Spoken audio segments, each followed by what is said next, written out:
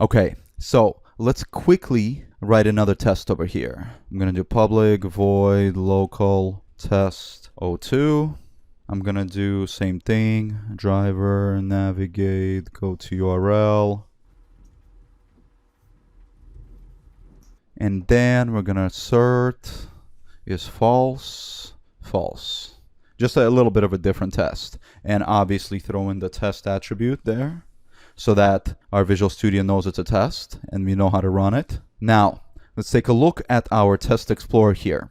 It only sees one test. That's because you have to build first. So I'm going to use F6 to build, and you use whatever keyboard shortcuts it is for you to build. And now that it built, I'm going to go over here to the Test Explorer and I can see two tests. One ran and passed, and one was not run.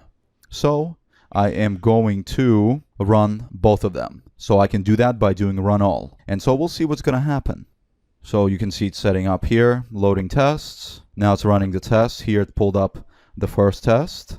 And now it should pull up a second test and run that. Check it out. Here's the second test. You guys see that? It pulled two tests. But did you also see what happened in regards to how the tests were executed? First it executed one test, then it executed another test. Therefore, that's where parallel testing comes in handy, is because you can run your tests in parallel and not sequentially. Therefore, you can see the more tests that I was adding, the longer and longer that time of run is going to take. And in fact, it would basically double in this case because the tests are exactly the same. So let's fix that by setting up a parallel test that we're going to run locally.